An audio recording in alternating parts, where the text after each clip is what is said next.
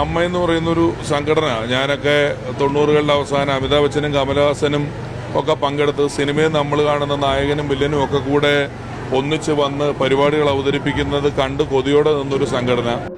കഴിഞ്ഞ കുറേ ദിവസങ്ങളായി സോഷ്യൽ മീഡിയയിലെ ഏറ്റവും വലിയ ചർച്ചാ വിഷയം തന്നെയാണ് അമ്മ എന്ന സംഘടനയിൽ നടക്കുന്ന പൊട്ടിത്തെറികൾ.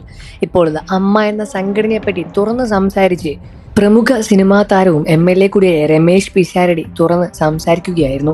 അമ്മ എന്ന താരസംഘടനയിലെ പ്രമുഖ താരങ്ങളോട് താൻ സംസാരിച്ചുവെന്നും അമ്മയിലെ എത്രയും വലിയ പ്രശ്നങ്ങളെ എത്രയും പെട്ടെന്ന് തന്നെ തീർക്കാനുള്ള മാർഗങ്ങളും അതിനനുസരിച്ചുള്ള കാര്യങ്ങളുമെല്ലാം എത്രയും പെട്ടെന്ന് ചെയ്ത് തീർക്കാൻ ശ്രമിക്കും എന്ന് തന്നെയാണ് പിഷാരടി വാക്ക് നൽകിയിരിക്കുന്നത്. അതുമാത്രമല്ല, അമ്മയുടെ ഭാരവാഹിയാകാൻ ഇപ്പോൾ നിൽക്കുന്നില്ല എന്നും തനിക്ക് തൻ്റെതായ പാലക്കാട് ജില്ലയിലെ ഒരുപാട് പരിപാടികളുണ്ട് എന്നും ഒരുപാട് നേതൃത്വം താൻ ഏറ്റെടുത്തിട്ടുണ്ട് എന്നും അതുകൊണ്ട് തന്നെ ഇനി ഇത്തരത്തിൽ ഒരു പരിപാടിയിലേക്ക് നിൽക്കുന്നില്ല എന്നും തന്റെ ഉത്തരവാദിത്വം വളരെ വലുതാണ് എന്ന കാര്യബോധത്തോടുള്ള സംസാരം തന്നെയായിരുന്നു പിഷാരടി ഭാഗത്ത് നിന്ന് വന്നത്. പിഷാരടി തുറന്നു പറഞ്ഞ കാര്യങ്ങളെല്ലാം മാധ്യമങ്ങൾ റിപ്പോർട്ട് ചെയ്യപ്പെട്ടിട്ടുണ്ട്.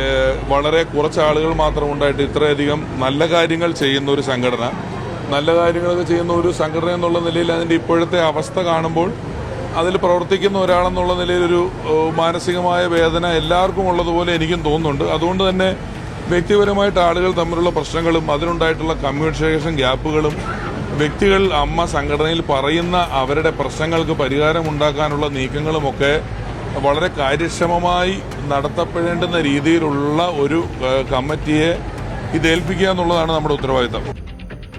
അമ്മ എന്ന താരസംഘടന മുന്നോട്ട് പോകണമെങ്കിൽ അതിലെ പ്രമുഖ പല താരങ്ങളും വേണം. അതുകൊണ്ട് തന്നെ ഇത്തരത്തിലുള്ള വിഷയങ്ങളെല്ലാം തന്നെ വളരെയധികം ശ്രദ്ധയോടുകൂടി തന്നെ കൈകാര്യം ചെയ്യേണ്ടതാണ്. അമ്മ എന്ന താരസംഘടന താൻ കാണാൻ തുടങ്ങിയിട്ട് അറിയാൻ തുടങ്ങിയിട്ട് ഒരുപാട് വർഷങ്ങളായി എന്നും അതിനെപ്പറ്റിയുള്ള ഒരുപാട് വിവരം തനിക്കുണ്ട് എന്നും താൻ അതിനെ തന്നെ എത്രയും പെട്ടെന്ന് നല്ലൊരു ഉചിതമായ തീരുമാനമെടുക്കാൻ ശുപാർശ ചെയ്യും എന്ന ഉറപ്പും പിഷാരടി ഇതിനോടകം നൽകിയിട്ടുണ്ട്.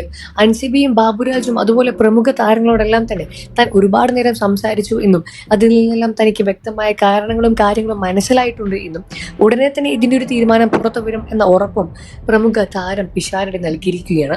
പിഷാരടി തുറന്നു പറഞ്ഞ കാര്യങ്ങൾ സോഷ്യൽ മീഡിയയിൽ വളരെ വലിയ രൂപത്തിൽ തന്നെയാണ് വൈറലാകുന്നത്. ശ്വേതയോട് സംസാരിച്ചു, അൻസിബയോട് സംസാരിച്ചു, മല്ലികാന്റിയോട് സംസാരിച്ചു, ബാബുരേട്ടൻ, സിദ്ദിഖ, ഇടവേള ബാബുക്ക, മമ്മുക്ക, ലാലേട്ടൻ, എല്ലാവരോടും ഞാൻ ഫോണിൽ കഴിഞ്ഞ കുറച്ച് ദിവസങ്ങൾ കൊണ്ട് ഒരുപാട് സമയം സംസാരിച്ചു. അൻസിബയുടെ ഒക്കെ പലപ്പോഴായിട്ട് 1 മണിക്കൂറിലധികം ഞാൻ സംസാരിച്ചിട്ടുണ്ട്. അവരെ എല്ലാം കേൾക്കുന്നുണ്ട്.